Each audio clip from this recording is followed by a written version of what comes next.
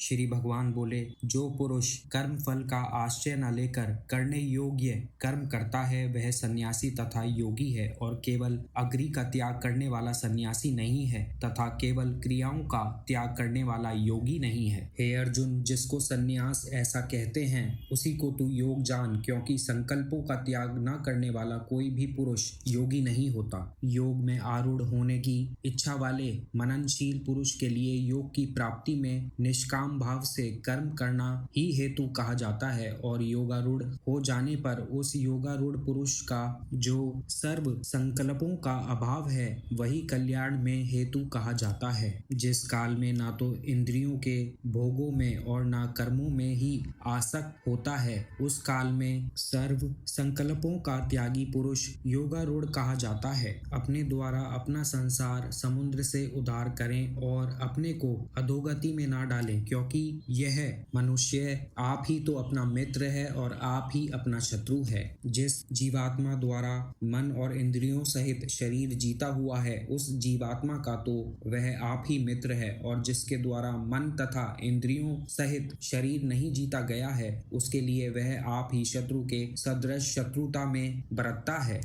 सर्दी गर्मी और सुख दुख आदि में तथा मान और अपमान में जिसके अंतःकरण की वृत्तियां भली भांति शांत हैं, ऐसे स्वाधीन आत्मा वाले पुरुष के ज्ञान में सच्चिदानंद घन परमात्मा सम्यक प्रकार से स्थित हैं, अर्थात उसके ज्ञान में परमात्मा के सिवा अन्य कुछ है ही नहीं। जिसका अंतःकरण ज्ञान विज्ञान से तृप्त है, जिसकी स्थिति विकार रहित है, जिसकी इंद्रियां भली भांति जीती हुई हैं और जिसके लिए मिट्टी पत्थर और स्वर्ण समान है, वह योगी युक्त अर्थात भगवत प्राप्त है, ऐसा कहा जाता है। सुहद मित्र वैरी उदासीन मध्यस्थ द्वेष और बंधु गुणों में धर्मात्माओं में और पापियों में भी समान भाव रखने वाला अत्यंत श्रेष्ठ है। मन और इंद्रियों सहित शरीर को वश में रखने वाला आशा रहित और संग्रह रहित योगी अकेला ही एकांत स्थान में स्थित होकर आत्मा को निरंतर परमात्मा में लगावे। शुद्ध भूमि में जिसके ऊपर क्रमश कुशा मृगशाला और वस्त्र बिछे हैं, जो ना बहुत ऊंचा और ना बहुत नीचा,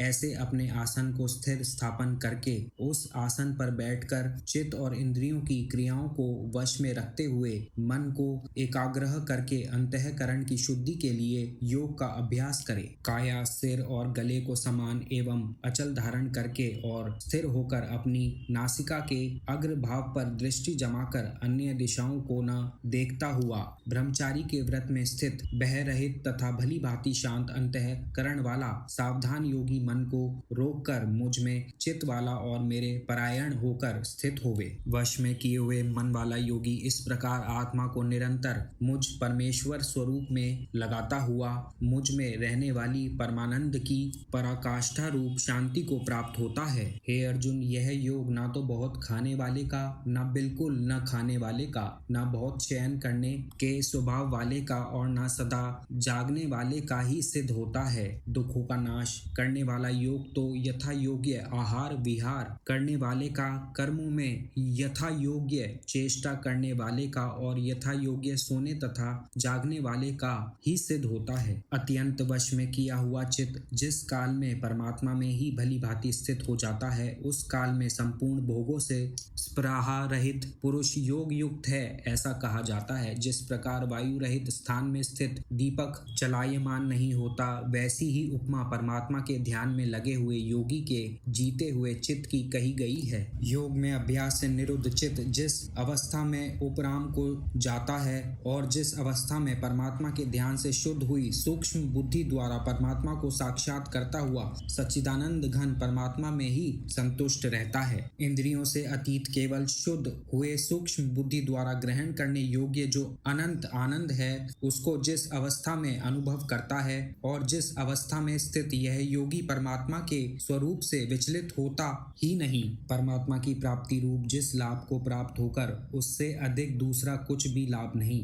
मानता, और परमात्मा प्राप्ति रूप जिस अवस्था में स्थित योगी बड़े भारी दुख से भी चलायमान नहीं होता, जो दुख रूप संसार के संयोग से रहित है तथा जिसका नाम योग है, उसको जानना चाहिए। चाहिए। वह योग ना उकताए हुए अर्थात धैर्य और उत्साह युक्त चित्त से निश्चय पूर्वक करना कर्तव्य है। संकल्प से उत्पन्न होने वाली संपूर्ण कामनाओं को निशेष रूप से त्याग कर और मन के द्वारा इंद्रियों के समुदाय को सभी ओर से भली भांति रोककर कर्म से अभ्यास करता हुआ उपरति को प्राप्त हो तथा धैर्य युक्त बुद्धि के द्वारा मन को परमात्मा में स्थित करके परमात्मा के सिवा और कुछ भी चिंतन ना करे। यह स्थिर न रहने वाला और चंचल मन जिस शबादी विषय के निमित्त से संसार में विचरता है उस विषय से रोककर यानी हटाकर इसे बार बार परमात्मा में ही निरुद्ध करें। क्योंकि जिसका मन भली प्रकार शांत है, जो पाप से रहित है और जिसका रजोगुण शांत हो गया है,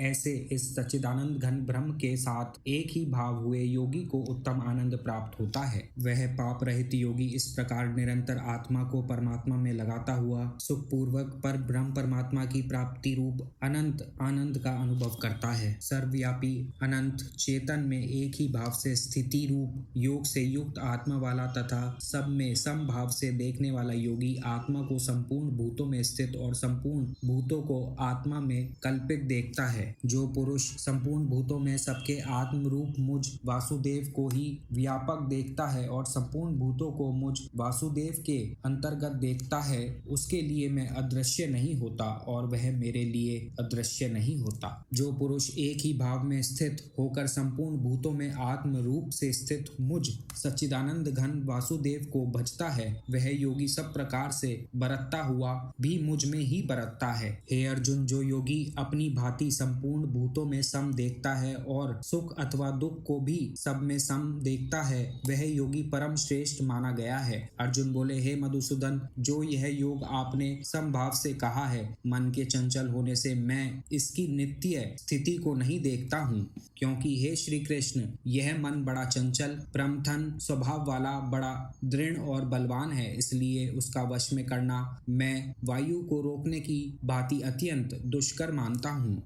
श्री भगवान बोले, हे महाबाहु, निसंदेह मन चंचल और कठिनता से वश में होने वाला है, परंतु हे कुंती पुत्र अर्जुन, यह अभ्यास और वैराग्य से वश में होता है। जिसका मन वश में किया हुआ नहीं है, ऐसे पुरुष द्वारा योग दुष्प्राय है और वश में किए हुए मन वाले प्रियशील पुरुष द्वारा साधन से उसका प्राप्त होना सहज है, यह मेरा मत है। अर्जुन बोले, हे श्री कृष्ण, जो योग में श्रद्धा रखने वाला है किंतु संयमी नहीं है, इस कारण जिसका मन अंत काल में योग से विचलित हो गया है, ऐसा साधक योग की सिद्धि को अर्थात भगवत साक्षात्कार को न प्राप्त होकर किस गति को प्राप्त होता है। हे महाबाहु, क्या वह भगवत प्राप्ति के मार्ग पे मोहित और आश्चर्य रहित पुरुष छिन्न भिन्न बादल की भांति दोनों ओर से भ्रष्ट होकर नष्ट तो नहीं हो जाता? हे श्री कृष्ण, मेरे इस संशय को संपूर्ण रूप से छेदन करने के लिए आप ही योग्य हैं, क्योंकि आपके सिवा दूसरा इस संशय का छेदन करने वाला